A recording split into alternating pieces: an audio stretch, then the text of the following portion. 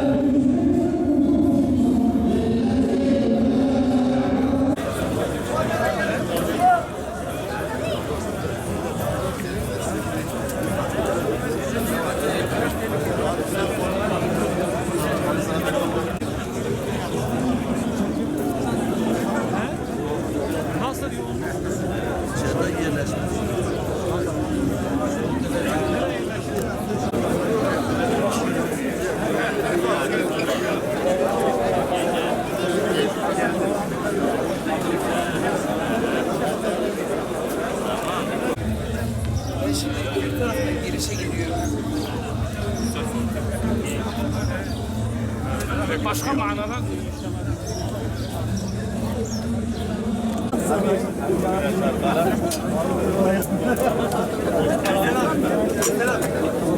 Abi parası değil.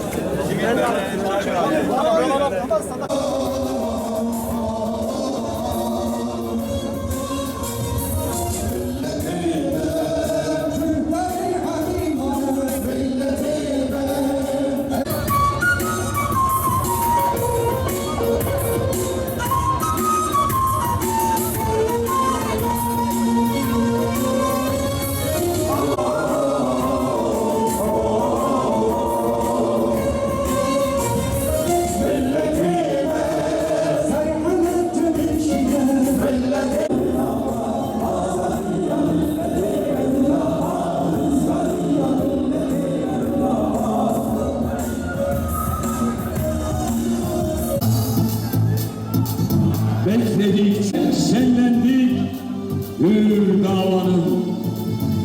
Ezilmişler adına, mertçe yürür yarına.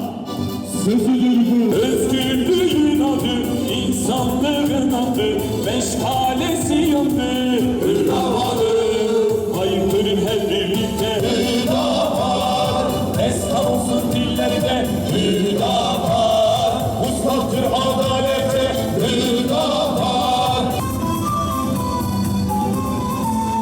Bekledik çok bekledik, nihayetinde erdik, müjdesiyle şenlendik. Partimizin genel başkanı Sayın Zekeriya Yapıcıoğlu salona teşrif buyuracaklar. Hoş gelsin Sayın Genel Başkanım. Ve Sayın Genel Başkanım salona teşrif buyurdular. Hoş geldiniz.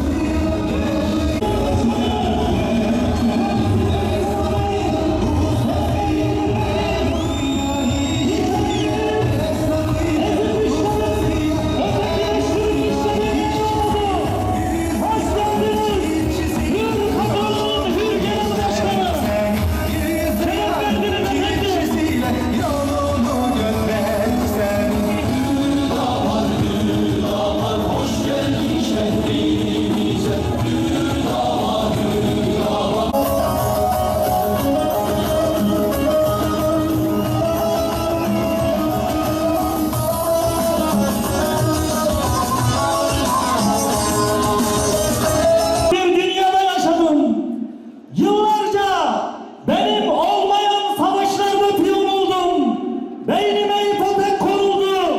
Kalemim karantinaya alındı. Ve benim olmayan düşüncelerin hatipliğini yaptım yıllarca.